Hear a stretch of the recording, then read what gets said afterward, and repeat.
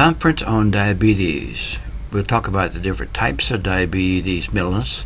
Type 1, which is insulin dependent. Type 2 is insulin independent. Then we'll talk about experiments with type 1 diabetes to test if it's a genetic component or an environmental component with and without immunosuppressant drugs. Then we'll talk about assay system development, how the radioimmunoassay works, which measures insulin concentrations in blood, histologic evaluation to look for the presence of beta cells, and so look for the presence of lymphocytes in infiltration. Also, assay for measuring glucose levels in blood, and assays for measuring autoantibodies in blood itself.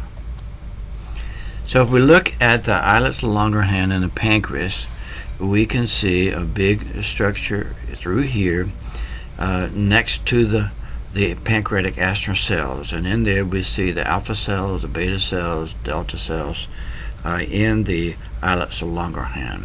So this, in the islets of Langerhans, as we see here, is the islet. These are the pancreatic astron cells. In the islets, you have the innercum portion of the pancreas as opposed to the exocrine portion. Here you see the extracorporeal duct of the pancreas. So we have blood vessels in through the rich vascular supply as typical of endocrine organs. Now, if you stain it specifically for the beta cells, you'll be able to identify those with different stains, aldehyde fish, fusion allows you to be able to visualize beta cells for the presence of those cells. Now, one of the things that we were talking about today is diabetics. The capillaries of them, the basal lamina around there thickens, and here we see a thickened basal lamina that's typical in the kidney. The kidney has a very thick basal lamina. In fact, that basal lamina is shared by the endothelial hair here and the podocytes out through there. But with a diabetic, you would expect to have a thicker basal lamina around continuous capillaries, as we see here. This is normal. If this was around there, it would be abnormal, typical of diabetic. Here we see in the human tissue pancreatic astron cells and the islets of Langerhans. If there was infiltration of lymphocytes, it would look something like this, where you have a host of lymphocytes among the islet cells, and maybe different cells would be missing as well. Maybe it already killed the beta cells. One of the assays we need to think about is blood sugar concentrations, and we would measure blood sugar like diabetics do with the machine to be able to measure that, and then we compare it to a normal range, 80 to 120 milligrams per deciliter, versus a diabetic would have a higher range. And so that would be one way that we could use to determine whether or not a treatment that we might have come up with was effective. Antibodies are produced by plasma cells, and here we see plasma cells here, and we see staining for the antibody proteins that's going to be in the rough endoplasmic reticulum. Now, we already know the roles of antibodies. They lyse bacteria, they neutralize things, they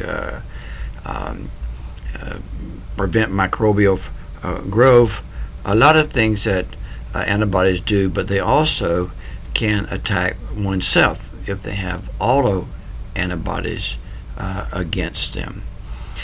Here we can see T effector cells.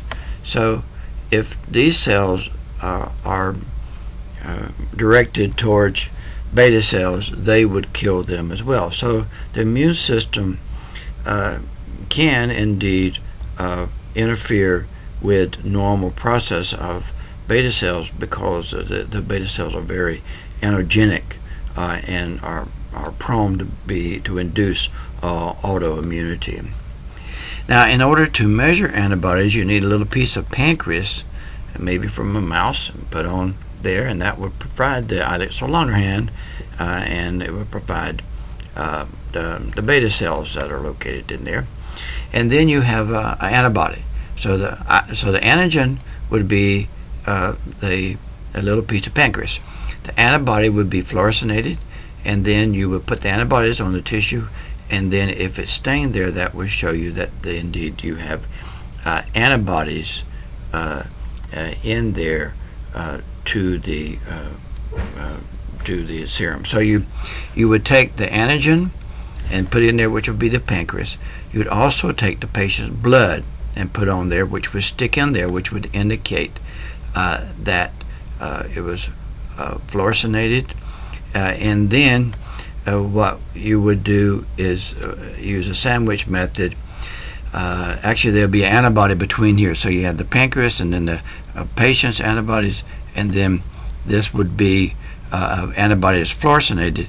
That's against the patient's IgG, and then that would allow you to the IgG would be the antigen that would be binding to this surface.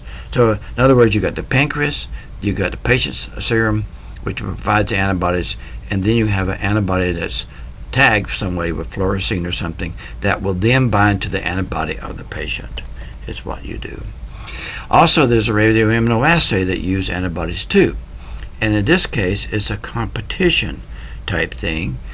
You have insulin in there that you put in there that's radioactive, and then you mix it with antibodies, and then maybe the antibodies bind to another antibody that's attached to a bead, and then you centrifuge these beads down and measure the amount of radioactivity that's on there. If you got more radioactivity in your sample, if you got more insulin in your sample, there would be less radioactivity binding. So the radioactive competes with the normal hormone for the binding sites that are on there. So it's competitive assay, and here it says insulin standard. You will have standards to compare the counts that are put into the machine to be able to count the radioactivity that's on the beads. So you have a radioactive hormone that you mix with the serum of the patient, and if they have a lot of hormone in there, there will be a lot of non-radioactive hormone binding to the beads. If there's not much, there'll be a lot of radioactive hormone binding to the beads. So the amount of radioactivity would tell you how much hormone is in there when you compare it to a standard. So in this conference, we talk about the different types of diabetes, whether it's a genetic component or not, and then there's some data where they use immunosuppression with identical twins and to look for the reoccurrence of the disease after a period of time. And here we can see if they use immunosuppressant, the disease did not reappear. But what assays do we need to employ to determine if indeed it did reappear?